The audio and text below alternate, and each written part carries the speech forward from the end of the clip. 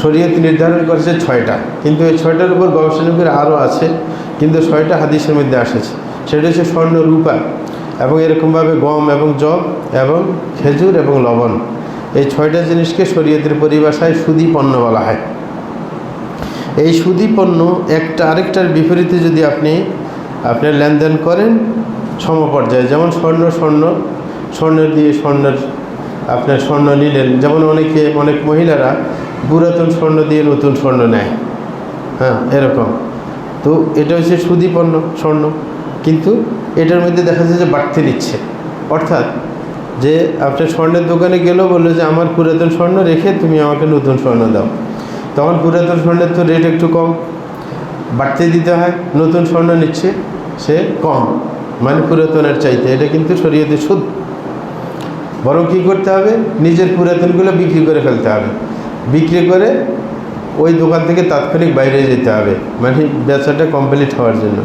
পরে যে আবার ঘুরে এসে বা ওই দোকান বা যে কোনো দোকান থেকে সে নতুন স্বর্ণ কিনতে পারে। এটা হচ্ছে নিয়ম। কখনো ওই যে বদল করতে যাবে না, হ্যাঁ, মানে একটার বিপরীতে একটা, তাইলে সমান হতে হবে।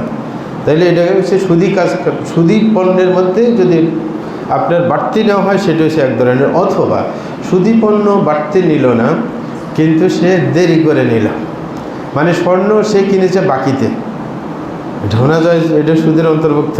বাকিতে কিনে যাবে না, স্বর্ণ নগদে কিনতে হবে। আপনি স্বর্ণ বাকি টাকায় চলবে না, যে আপনি টাকা পরে দিবেন না, এটা স্বর্ণের সুদী যেইগুলো পণ্য সেগুলোর মধ্যে চলবে না। তৃতীয় নম্বর হচ্ছে যে আপনার অনেক আছে ঋণ দেয়, ঋণ দিয়ে সুদ নেয়। এইগুলো কিন্তু জাহিলি যুগে বেশি ছিল।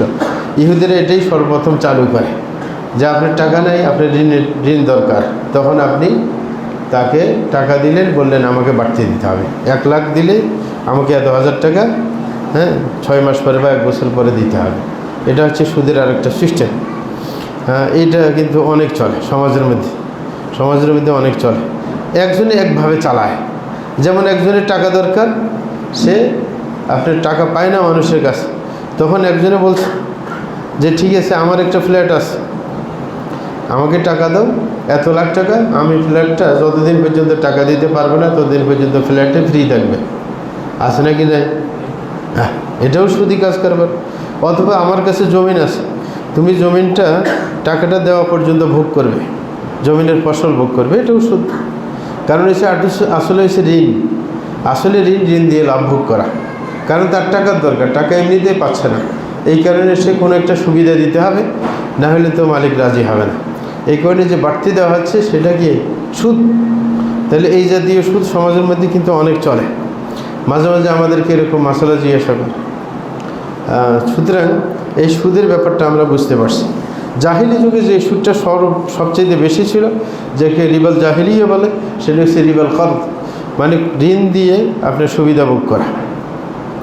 এই সুবিধা ভোগ করা মানে সরাসরি ওই পণ্য ভোগ করা, টাকা দিয়ে টাকা নিলেন, অথবা টাকার বিনিময়ে কোনো সুবিধা নিলেন, যে আমাকে এই সুবিধা দিতে হবে। ধনী একজনকে আপনি টাকা দিলেন, এক বড় ব্যবসায়ী, তাকে টাকা দিলেন যে এত লাখ টাকা, মানে তার থেকে আপনি পণ্য কিনেন কি পাইকারিতে, তাকে বললেন আমি যে টাকা দিলাম আপনাকে আমাকে একটা সুবিধা দিতে হবে। সেটা কি, যখন আপনি পণ্য দিবেন আমাকে ভালো রেটে দিবেন, একটু কম করে নেবেন, ঠিক না? ওই যে সুদ খাওয়া হয়ে গেল, মানে একটা সুবিধা নেওয়া হলো, ঠিক না? সুবিধা নেওয়া হলো। এরকম কত জিনিস হইতে পারে। আপনার গাড়িটা আছে, গাড়িটা আমি এতদিন চালাইব, ঠিক না? একজনের গাড়ি আছে পড়ে আছে, যে আপনার 2টা গাড়িতে দরকার হয় না, মানে ওকে ঋণ দিলেন কিছু, বললেন যে ঠিক আছে আমার টাকা দেওয়া পর্যন্ত তোমার গাড়িটা চালাবো। মানে যত সুবিধা হইতে পারে দুনিয়াতে, সকল সুবিধা ঋণ দিয়ে কোনোটাই নেওয়া যাবে না, যেটাই নেবেন সেটাই সুদ হবে। হ্যাঁ, তো সুতরাং এগুলো থেকে আমাদের বিরত থাকতে হবে। প্রিয় ভাইরা,